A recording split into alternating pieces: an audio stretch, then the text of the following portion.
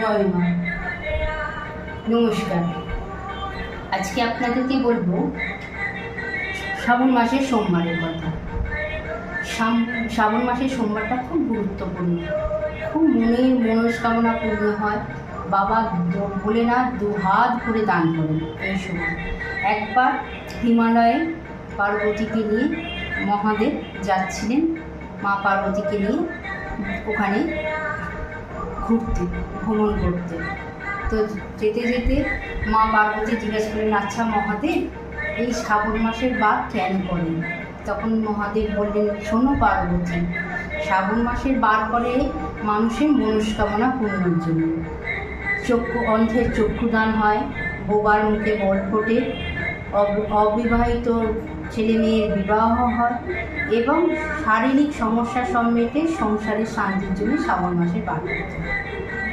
শ্রাবণ মাসের বার কীভাবে করতে হবে না, এইভাবে করতে হবে। শ্রাবণ মাসের আগের দিন, চতুর্থীর দিন, পুরো দিন নিরামিষ খেতে হবে, মাথায় শ্যাম্পু করতে হবে এবং সুস্থভাবে মানে নিজেকে একদম শান্তিপূর্ণভাবে রাখতে হবে।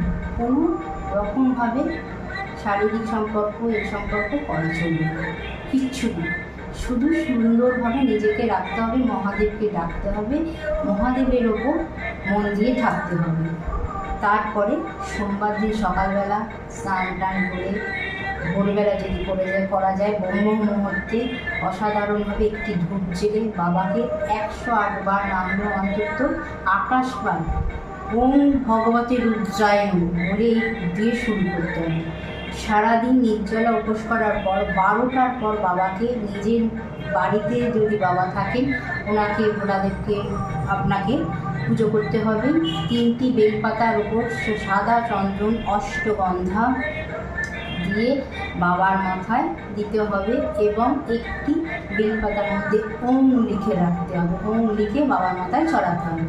জল দিতে হবে সিদ্ধি মধু, গঙ্গা জল, ডাবের জল এবং পুষ্প দিয়ে, হলুদ রঙের পুষ্প দিয়ে বাবার মাথায় অর্পণ করতে হবে। খুব যদি মনে হয় আপনাদের শত্রু দমন করার জন্য শত্রু বেড়ে গেছে, তাহলে ওই দিন একটু সর্ষের তেল বাবাকে অর্পণ করবেন, নিবেদন করবেন, বাবার নাম করে নিবেদন করবেন এবং শত্রুদের নামটা করবেন। অল্প সর্ষের তেল দিয়ে বাবাকে আবার গঙ্গা জল দিয়ে স্নান করে দেবেন, দুধ দিয়ে স্নান করাবেন।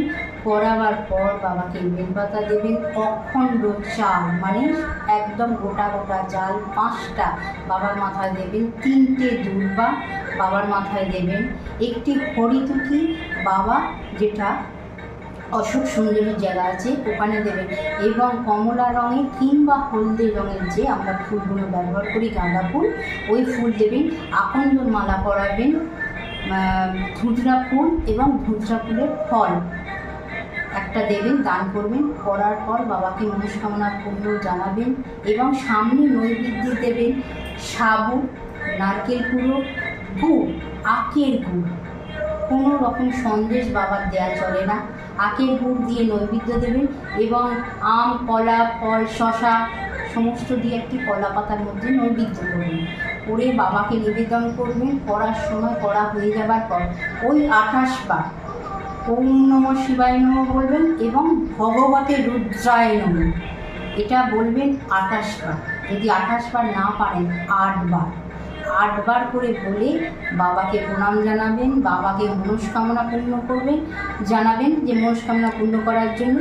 জানানো হয়ে গেলে একটি পান, গোটা পান, একটা গোটা সুপারি আর একটি কয়েন বাবার কাছে দেবেন, দিয়ে বলবেন, বাবা আমার যা মনের কথা আছে তোমাকে জানালাম, সেটা তুমি মনস্কামনা পূর্ণ করো বলে বাবাকে প্রণাম করবে।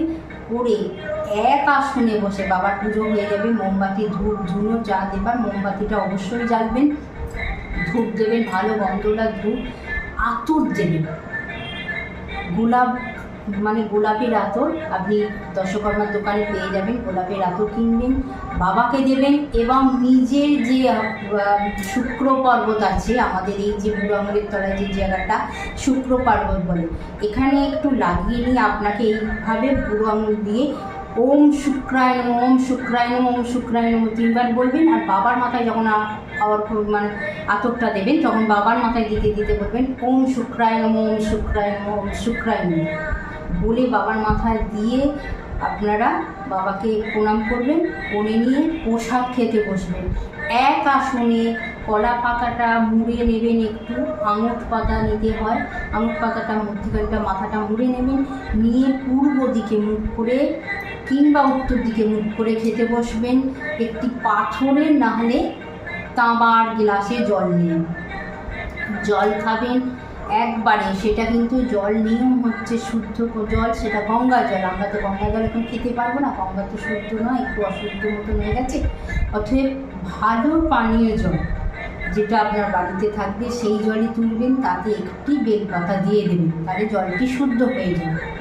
শুদ্ধ হয়ে যাবার পর বেলপাতাটা তুলে নেবেন। খাবারটা যেটা খাবেন কোনো মতে কোনো সন্দেশ খাবেন না, বাতাসা কিংবা আখের গুড়, আখের গুড় বাবার এতে দিতেই হয় প্রসাদ হিসাবে। সাবুদানা, নারকেল কুড়ো দিয়ে ওটা মুগের ডাল ভেজানো দিয়ে মাখবেন, মেখে ওটা মুখে দিতেই হয় বাবার পুজোর দিন সোমবারে। ওটা মুখে মেখে নিয়ে ওই প্রসাদ খাবেন এবং ফল খাবেন, বাতাসা খাবেন, আর কোনো সন্দেশ মিষ্টি খাবেন। এক আসনে বসে একবার খাবেন। সন্ধেবেলা যদি কারোর অসুস্থ শরীর থাকে কিছু না খেলেও চা বিস্কুট খাওয়া যায়, দুধ কিন্তু সেদিন খাবেন না, দুধ বাবাকে অর্পণ করছেন, দুধটা খাবেন না, শুধু লিকার চা খাবেন, চিনি দেওয়া বা চিনি ছাড়া, যে যেরকম খান আপনারা খাবেন।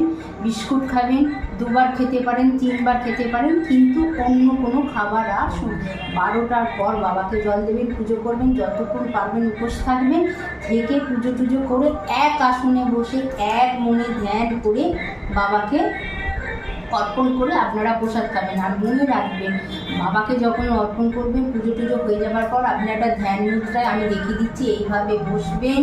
বাবাকে একভাবে অন্তত 8 বার মুখে বলবেন ওম নমঃ শিবায় নমঃ, ওম নমঃ শিবায় নমঃ, ওম নমঃ শিবায় নমঃ বলে প্রণাম করে ধ্যানেতে চেষ্টা করবেন যেন আপনার সামনে বাবা মহাদেব বসে আছেন।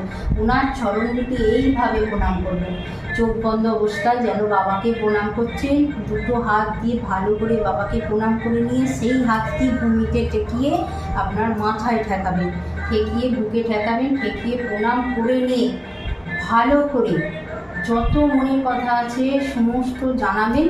জানিয়ে নিয়ে প্রসাদ খেয়ে, প্রসাদ যখন খাবেন শেষ হবে প্রসাদে যেটুকুন থাকবে, প্রসাদ যদি বেঁচে দেয় সেই প্রসাদ আর কাউকে দেবেন না বা নিজে অন্য কোথাও ফেলবেন না, ওটা নিয়ে একটি প্যাকেট করে রেখে দেবেন। সেদিন যদি সময় না হয় পরের দিন গিয়ে কোনো পুকুর কিংবা গঙ্গা যদি সামনে থাকে সেখানে দেবেন।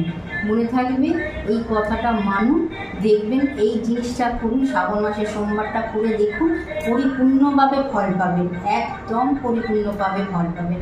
শ্রাবণ মাস হচ্ছে মায়ের মাস এবং বাবার মাস, দুটি মাস। 12 মাসে মাকে 12 রূপে পুজো হয়, শ্রাবণ মাসেও মাকে পুজো হয়। অতএব শ্রাবণ মাসে মাকে পুজো করছেন, বাবাকে পুজো করছেন, দেখবেন মন দিয়ে বাবাকে পুজো করুন। তারপরে কোনো সময় যদি পারেন একটু সময় করে কোনো সামনাসামনি যদি দেবী মায়ের কোনো মন্দির থাকে, কালী, দুর্গা, চণ্ডী, যে কোনো দেবী মন্দিরে গিয়ে একটি শনিবার কিংবা মঙ্গলবার পুজো দেবেন, তাতে বাবা মা দুজনেই সন্তুষ্ট হবে। এই সময় বাবা আর মা থাকে হিমালয় এবং অমরনাথে, ওনারা প্রবেশ করেন। অমরনাথে দুজনে এই সময় থাকে, যার জন্য রুদ্রাভিষেক করলে ভীষণ ভালো ফলাফল পাওয়া যায়। একসঙ্গে ওনারা থাকেন, দেবী পার্বতী এবং মহাদেব, দেবাদিদেব মহাদেব। উনি হচ্ছেন জানেন তো যে দেবাদিদেব মহাদেব মানে হচ্ছে দেবতাদেরও দেবতা উনি। অতএব গুরু পূর্ণিমা আগের দিন পড়ছে আপনার 5 তারিখ, শ্রাবণ মাসের 5 তারিখ 1431 এবং 2রা সেপ্টেম্বর 2024, সেইটা তার পরের দিনই হচ্ছে শিব পুজো আরম্ভ হচ্ছে। অতএব এই গুরুযোগে আপনারা এইটা করুন, গুরুযোগে এত ভালো ফল পাওয়া যায় যে আপনারা নিজেরা চিন্তা করতে পারবেন না। ওই সোমবারটা করুন, পরের দিন যদি মঙ্গলবার পারেন মায়ের পুজো দিন কোনো মন্দিরে, দেখবেন শিব পার্বতী দুজনেই আপনাদের আশীর্বাদ করছে, বাবা এবং মা, মহাদেব এবং মা পার্বতী দুজনেই আশীর্বাদ করবে। তাহলে আজকে এই পর্যন্ত হলো, আপনাদের কাছে আসি আজকে। নমস্কার। যদি ভালো লাগে, সুন্দর লাগে, একটা কমেন্ট করবেন, নমচন্ডিকায় বলবেন কিংবা জয়মা চণ্ডী বলবেন, সাবস্ক্রাইব করবেন, শেয়ার করবেন, ভালো লাগলে আমার সঙ্গে যোগাযোগ করবেন। আসি, নমস্কার।